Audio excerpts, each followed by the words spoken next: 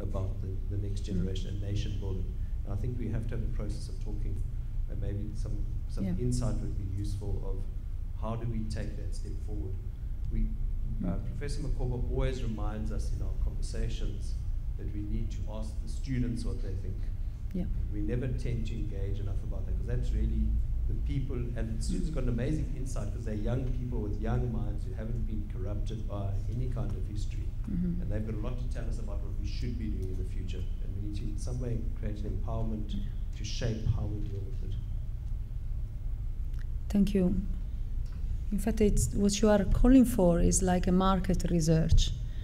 You know, the big brands, of Coca-Cola or big brands, right, of clothing companies, for example. Very first thing that they do, they go to the young people at grassroots levels, and they ask them, what do you like? And they form the trend. Perhaps transformation is the same. Curriculum development, knowledge production, what you were saying. Our clients obviously are our students.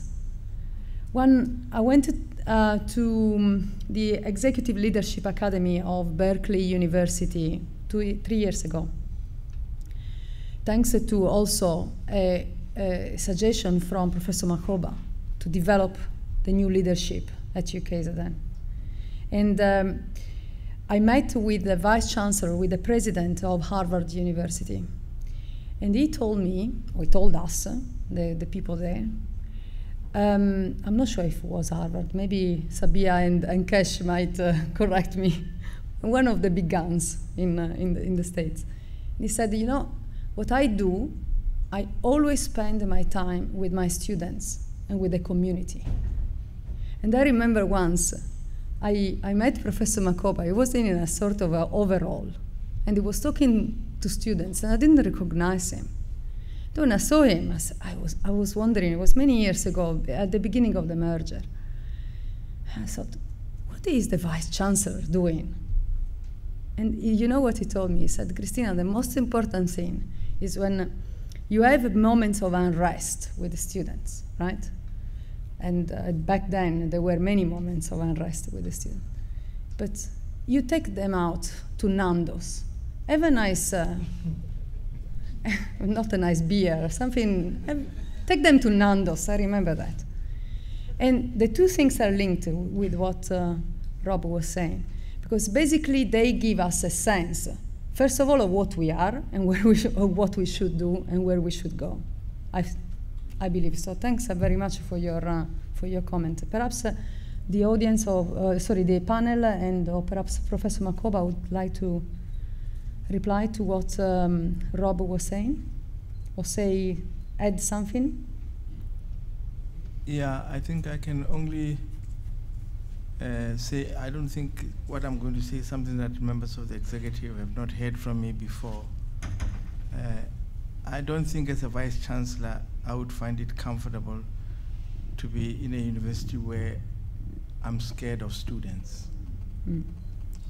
I know a lot of my colleagues that are very scared of students. In fact, when students phone them and say they want to see them, they find the excuse not to see them. They become very busy, or the minister has called them, or something like that. I've seen it too many times in my life.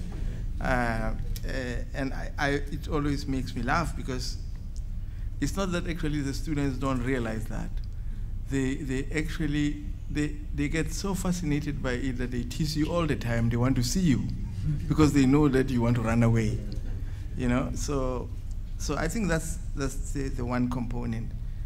But really, I think the thing that I have often found in the interactions with students is that I think they bring a new dynamic to things that we take as routine, that often require that maybe you think differently. It doesn't mean that you agree with them or they agree with you, but they do pose these issues, whether you think they're immature or they have not read well or something like that, but because they pose them like a child, you know, in a very straight, unambiguous way, it makes you think. And I think if you deny them that opportunity, you also deny yourself the opportunity actually to see new forces that can emerge, I think, to develop you as a leader. And I have said this, I think, in my final speech somewhere else, to say that, you know, people at this level succeed because somebody is there for them. It doesn't require a rocket scientist. If you look at yourselves today and ask yourself, you were in primary school, you went to secondary school, you went to university, and so on, and ask yourself, how many people actually put extra time to you as opposed to other children? You may see that actually the difference is that you are now successful somewhere where you are. Other people are not successful, not because they were less bright than you, but because somebody identified you and said, you know, I'm going to be here for this young guy. And some of those people are still there in your life. Of course, they play a different role, but nevertheless, you know that if you're in trouble, I can call so-and-so. And I remember this when I was running for the presidency of the MRC. I went to UWC, and there was a guy there called Jasper Risp. I think he's now in the Agricultural Science Research Council or something like that. And I was really surprised. You know, he had such a big group of students, and he was sending students to Oxford and Cambridge. And I decided I'm not going to ask Jasper because, you know, I was with him in the same lab at Oxford. So I called about 10 of these students, and I asked them, why are you always with Jasper? And the answer came, he is always there for us. Of course, it can be demanding. Some of them, they say you are there for them because you buy their grocery. Others are hungry, you feed them. However they see it, you are there for them, and therefore they respond to you in a particular way. And I just thought that, you know, in the current socio-political climate of students and universities and so forth, there is merit that I think when you are there for people, they also become there for you. And students are in this desperate space at the moment that sometimes we become so formalistic about the fact that, you know, you must perform. How many people perform when they are hungry? And how many of them will tell you that they are hungry?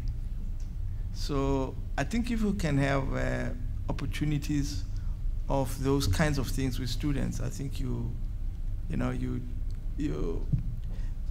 got to learn to improvise. But I think students they're a particular challenge. And you know, I mean, I share these little stories with Albert at the moment, but they are there they're not there because they want to make your life uncomfortable. I mean, I've been here for 12 years. I've differed with most SRC presidents. We differ, we agree. Not on a single day have students ever sworn at me. Never. We disagree, they go on strike, they bend tires, I have to drive through those tires. You know, sometimes they tell me, just drive back, we don't want you here. And I don't say, okay, I'm the vice chancellor, I'm going to drive through. They'll break your door or your car. You just walk back and go back to your house and stay there quietly, and they know you respect them. I mean, those are little things nobody will teach you in a book. But you have to understand that they are not doing this because they want to hurt you. There is a reason behind it. It may be bigger than you, and you need to deal with it. That's all I wanted to say.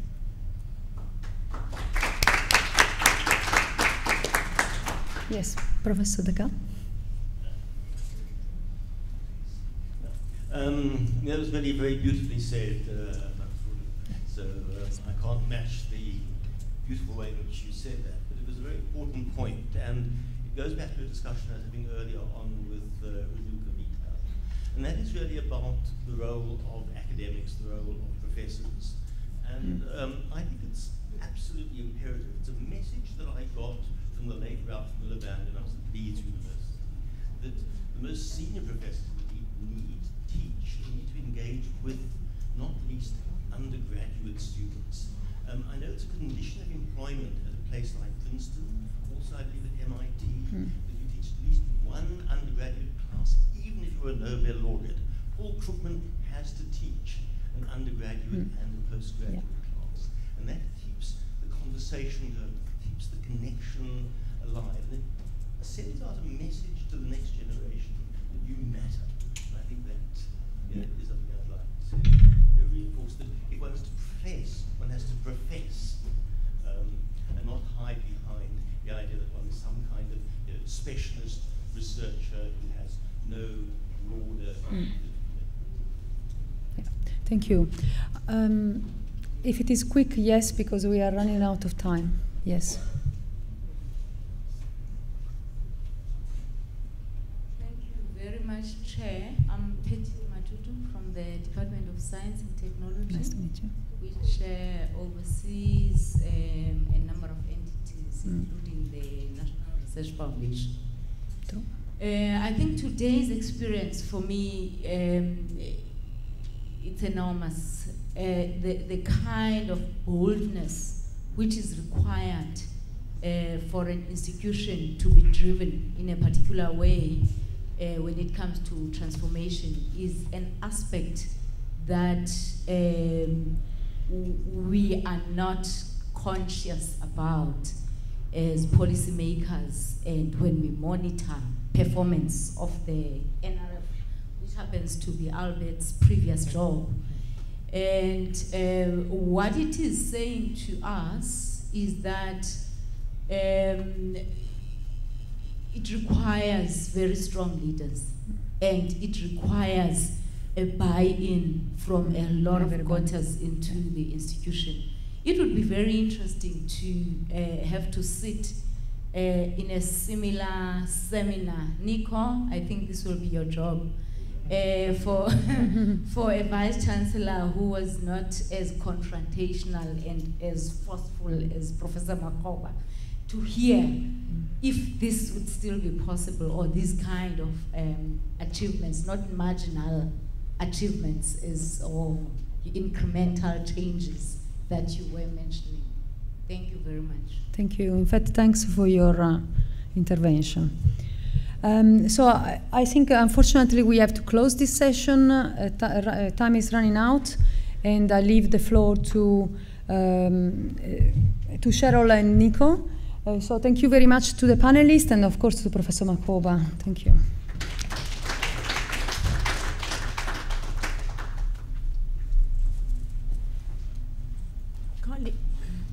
Colleagues, Nico and I have decided that we are not going to do concluding remarks, because this is the beginning of a conversation and not the end. We have recorded the whole day, and the College of Humanities, we've put a little bit of funding aside, a little bit, like they say in Arabic, shwe, little bit, because we are probably going to attempt to do a monograph or let's say a publication from today's proceedings. I would once again like to thank Nico for cooperating with the College of Humanities and the University of KwaZulu-Natal, the Council for Centre for Higher Education and Transformation. But more importantly, and equally importantly, I want to thank each and every of the panelists that have come here. Many of them I didn't know. Rafael the Cut, I've always heard the name, but I spoke to him on the phone for the first time, and I think in a way it's an historic moment. We might not get everybody that we have in this room ever again in one room. People from Natal, from Salisbury Island, from UDW, Natal, and UK and UKZN. People that have come from Joburg, council members at other universities. At the last speaker, if you don't know, I have said to her she is now the First Lady of Grahamstown. You can go and ask her why if you don't know. She and I, we know each other for many years, but thank you for coming from DST. And we believe that it was a day that we didn't know how it would turn out, but we think that it has contributed to to the discourse on transformation. I'd like to again thank Professor Makgoba, and I'd like to thank Dr. Albert van Jaarsveld, who sat here from the morning to the end, and I'm sure you are thinking about the dots and crosses on your inaugural, like we say, installation and the comments that you're going to make on Saturday. But again, we thank Professor Makgoba for his contribution, and we do want to formally again wish Dr. van Jaarsveld well. It's this, we haven't set it up as a Professor Makgoba exiting and Dr. van Jaarsveld joining us, but we believe that this is a contribution to the discourse and the challenges that we have on transformation, and I thank you.